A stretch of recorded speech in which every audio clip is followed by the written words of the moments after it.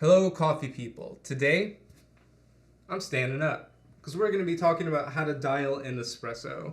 I'm going to be giving you some of the tips and tricks I've learned over the years from working in coffee shops and competing in barista competitions so that you can pull the best espresso you've ever had in your life right at home.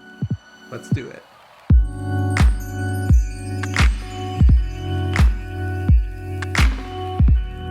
Hello, my name is Stephen Holm and I am with Homegrounds, a place for you to go to learn more about brewing and enjoying better quality coffee right at home.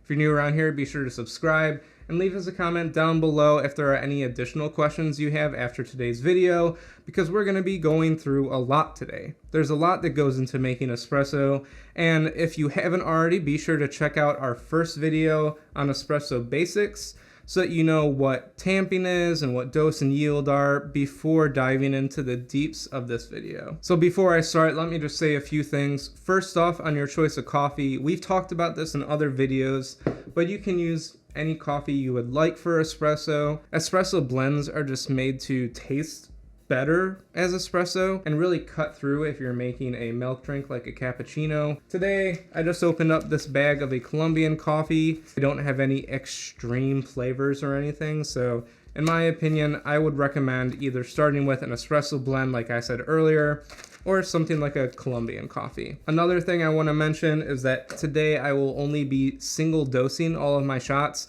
meaning that for every shot I am going to weigh out and grind that particular shot's amount of coffee, and there's a couple reasons for that. First off, it's going to make sure that I get a consistent dose every time.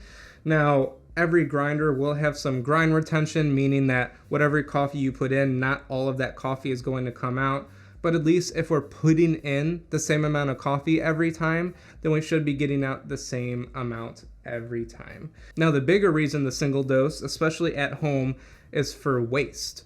Because every time that you make an adjustment on your grinder, if you already have coffee in your hopper and that coffee is hitting the burrs in your grinder as you're adjusting them, it's going to take an amount of coffee to sort of get through the old stuff and get to that new grind adjustment. As an example, when I used to work in coffee shops, we would purge about 2 shots worth of coffee every time that we made a grind adjustment. And in a cafe setting where you're going through high volumes of coffee, that's okay, but at home you really don't want to be wasting that much coffee.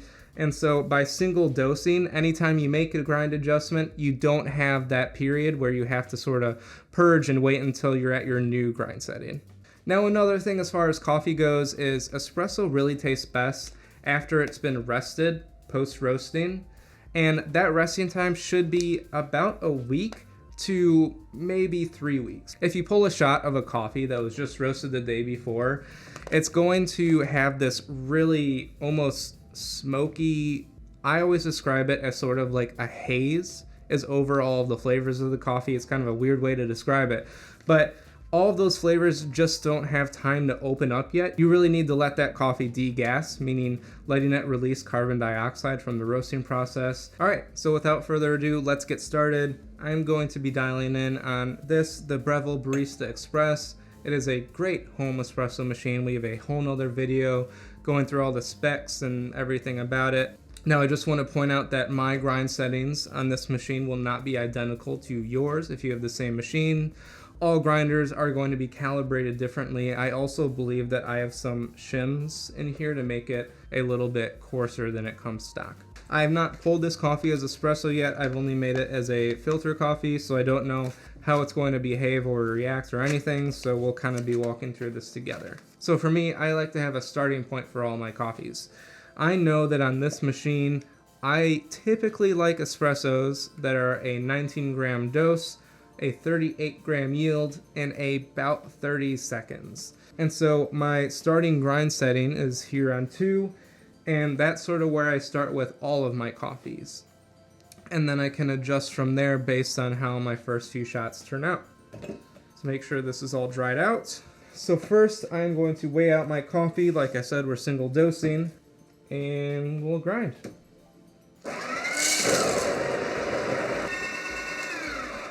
So you can probably see this is pretty full. My assumption is already that I'll probably have to go finer, but we'll just go ahead and go with this. Set a timer. Go.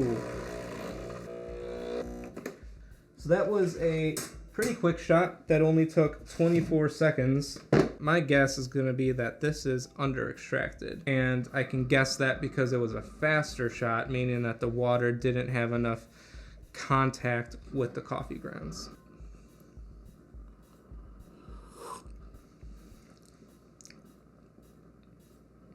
It's nice and lemony, got some like grapefruit characteristics, dark chocolate. It is also pretty sour and also really bright. And sour and bright are a couple of the things that you'll notice with under extraction. Now, how do I approach my second shot?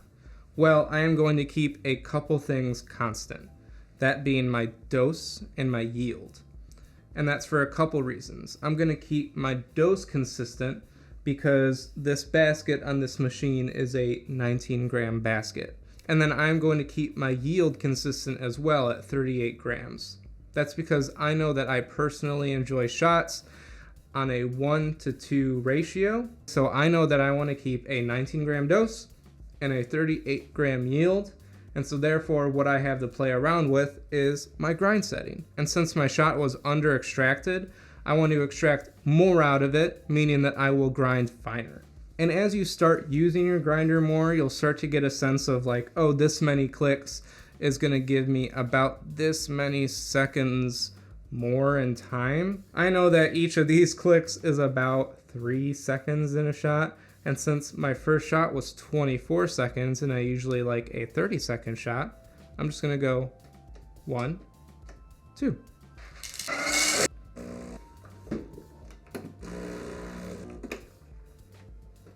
Right, and that shot took 27 seconds, so not as fast as I would have liked, but we will still taste it and see.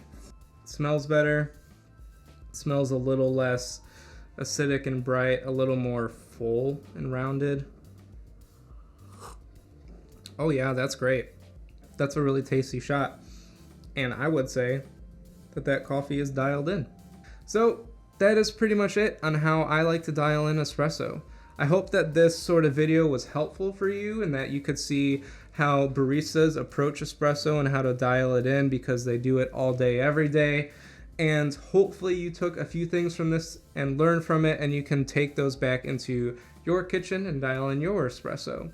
Thank you all so much for watching. We really appreciate it. And until next time, happy brewing.